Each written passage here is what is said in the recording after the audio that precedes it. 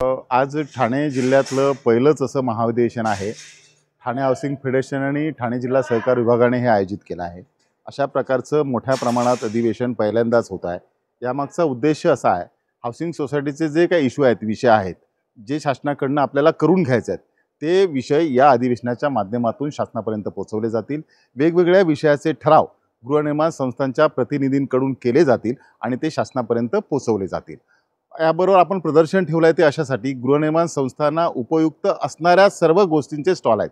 उदाहरणार्थ security system आहे, rain water harvesting scheme आहेत किंवा सोलर सिस्टीम आहे, घनकचरा हा विषय आहे आणि ह्या सगळ्या विषयाचे स्टॉल आपण इथे लावलेले आहेत, जेणेकरून गृहनिर्माण संस्थांना या एजन्सी निवडताना मदत होईल आणि कमी खर्चामध्ये कमी पैशामध्ये ह्या सगळ्या योजना सोसायटीमध्ये कशा राबवता येतील म्हणून त्यांना उपयुक्त असलेले स्टॉल आपण प्रदर्शनात ठेवलेले आहे।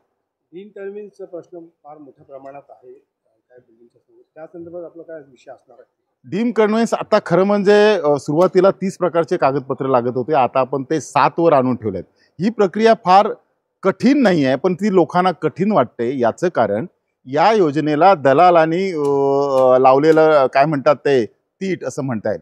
दलालांनी बदनाम केलेली ही योजना आहे। सहकारी अधिकाऱ्यांच्या नावावर दलाल आणि हे काम करणारे लोक भरमसाठ पैसा घेतात, भरमसाठ पैसा मागतात आणि त्याच्यामुळे लोकांना असं वाटतं की डीम कन्व्हेन्स करताना फार मोठा खर्च येतो, पण प्रत्यक्षात तसं काही नाही। म्हणून तुमच्या माध्यमातून लोकांना विनंती करेन, डीम कन्व्हेन्स करण्यासाठी तुम्ही DDR ऑफिसशी संपर्क साधा।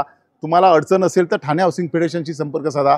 तुम्हाला सोप्या आणि कमी खर्चामध्ये जो काय आवश्यक आहे तो खर्चामध्ये तुमचं डीम कन्व्हेन्स होईल। आणि दुसरी महत्त्वाची बाब या बाबतीत की सोसायटीने स्वतः कोणी दलाल किंवा वकील करण्यापेक्षा सोसायटीने स्वतः ही प्रक्रिया राबावी, तर ह्याच्यातला खर्च कमी होईल आणि लोकांचं कमी खर्चामध्ये डीम कन्व्हेन्स होईल।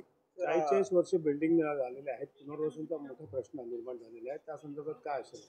आणि हा आमच्या अधिवेशनाचा तो एक मुख्य विषय आहे। ठाणे पुण्यासारख्या मुंबईसारख्या शहरामध्ये 50-60 वर्षापूर्वी ज्या सोसायट्या तयार झाल्या आहेत त्या आता रिडेव्हलपमेंटला येतात। तर बहुतेक सोसायट्यांनी स्वयं पुनर्विकास करावा, म्हणजे बिल्डर नेमण्याच्या ऐवजी सोसायटीने स्वतः करावा आणि त्यासाठी जिल्हा मध्यवर्ती बँक आणि राज्य सहकारी बँक दोन्ही बँका मोठ्या प्रमाणात कर्ज देत आहेत आणि ही शासनाने 2019 सालला याच्याविषयी GR पण काढलेला आहे। त्या GR मध्ये ज्या सवलती सोसायट्यांना देऊ केलेल्या आहेत त्या सगळ्या सोयी सुविधा लोकांना सोसायट्यांना मिळत नाहीत, त्या मिळवण्याचा मुख्य उद्देश या अधिवेशनामध्ये आमचा आहे।